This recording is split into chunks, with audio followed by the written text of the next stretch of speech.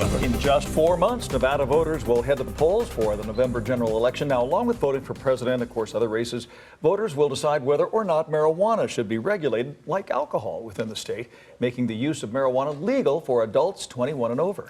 Patrick Walker recently traveled to Colorado, the very first state to legalize recreational pot, and he's here now with a look at what Nevada's law might look like compared to Colorado's.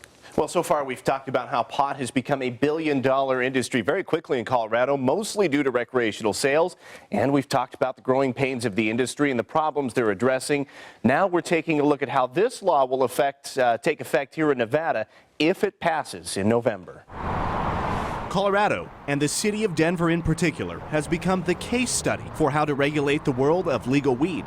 What we've seen has had a lot fewer unintended consequences than we thought would come up. Andrew Friedman is Colorado's marijuana czar. He says the process of legalizing pot is much more complicated than just a vote of the people at the polls. Legalizing is not like a light switch, and so I think a lot of people had in their mind that you do this and you flick a switch and suddenly this is the way the world works. This is a lot of work for everybody. Colorado voters passed State Constitutional Amendment 64 in 2012, legalizing recreational marijuana. The first recreational storefronts opened in 2014. And in the meantime, dozens of laws have gone in front of state legislators to modify, improve, or fix unforeseen regulatory problems. Here in Nevada, in 2015, a UNLV study of registered voters shows 55% support legalizing recreational marijuana. Try to forecast as much as possible what we can do. Rihanna Durrett, executive director of the Nevada Dispensary Association, spearheaded a trip to Denver for Nevada lawmakers and stakeholders, a fact-finding trip for guidance should Nevada voters pass recreational marijuana in November. We can get a little more of a jump start than Colorado did. We have a little bit of an advantage, but if those responsible for moving this industry forward don't do that, then they'll lose that opportunity.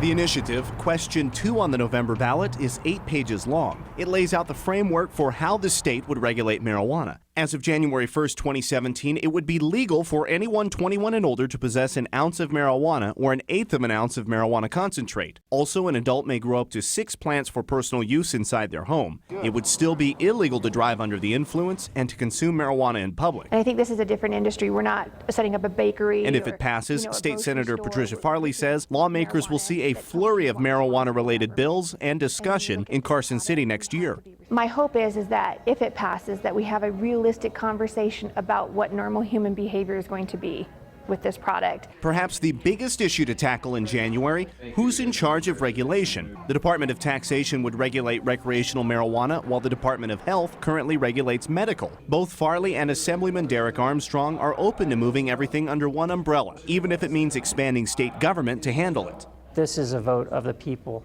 So if the people do vote for it in November in Nevada, they've given us that mandate to where we have to be responsible to them to have an industry that is regulated properly. There would be a 15% excise tax on top of any state or local sales taxes. The proceeds would fund the state's regulatory program, and the rest of the tax dollars would go into the state general fund, earmarked to fund K-12 education. That may be the selling point that gets voters to approve recreational marijuana.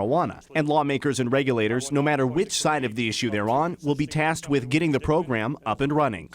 So if question 2 passes, the state would have until January 1st, 2018 to start accepting license applications for recreational dispensaries. It would allow for up to 80 dispensaries here in Clark County, but for the first 18 months, only existing medical marijuana establishments could apply to open recreational dispensaries, Denise. So at least to get the program moving, They want the existing businesses to get those licenses. So has anyone crunched the numbers? I mean, if this passes in November, any idea how huge this industry could be?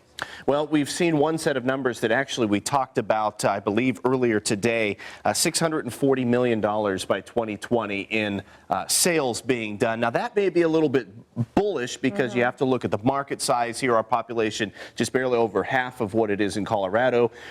Maybe 12, 13% of the number of dispensaries that will be open. So it's really pinning the number on the visitors. That's who they're banking it on. But depending, I mean, trying to do the numbers, we don't have those figures. It's going to be really tough to tell if that's going to be an accurate prediction. See if it passes in November. Absolutely. All right, Patrick, thanks.